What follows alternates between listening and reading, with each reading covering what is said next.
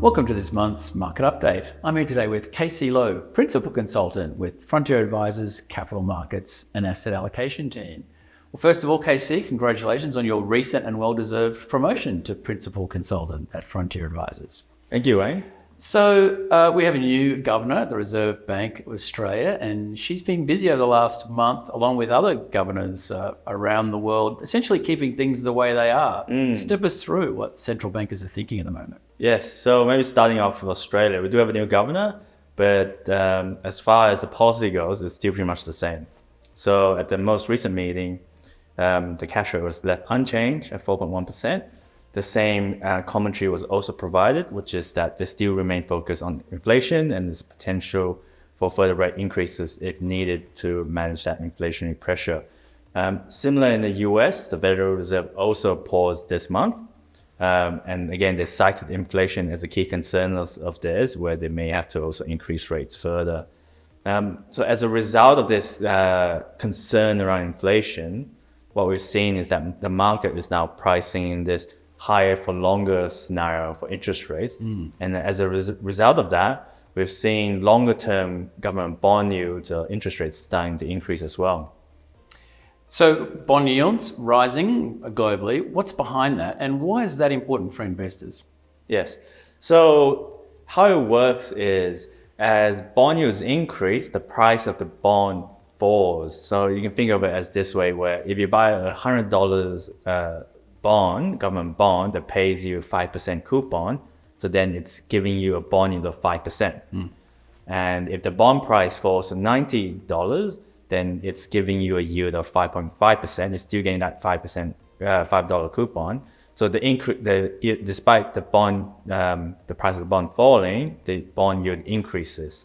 So what we're seeing right now is that longer term bond yields around the world, particularly in the US and Australia, have increased significantly. And a lot of them haven't been at these levels since the global financial crisis of more than 10 years ago.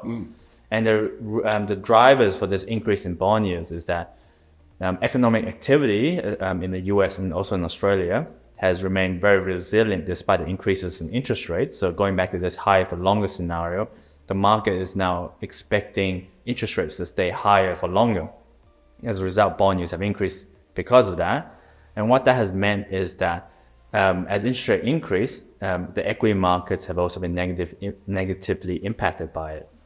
And from a superannuation perspective, so the more defensive and more conservative options tend to have a higher allocation to bonds, particularly government bond. So they've been more impacted by this increase in bond yields as well. So talking about interest rates being higher and for longer, that's obviously impacting the housing market, but there are a number of other variables at play there, aren't there? Yes. So at the face of it, you would have thought higher interest rates, that should mean lower house prices because people's borrowing capacity has reduced.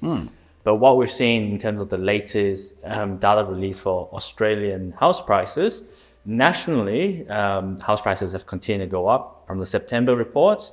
In fact, at national level, house prices are up about 8% since it bottomed around January this year. And they're pretty much close to the same levels as before the RBA started to hike interest rates and we saw a dip in house prices. So prices have recovered pretty quickly for the housing market.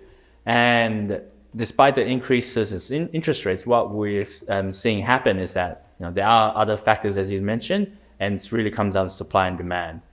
There still is a limited supply of new housing, and we're seeing an increase in demand from a population growth perspective.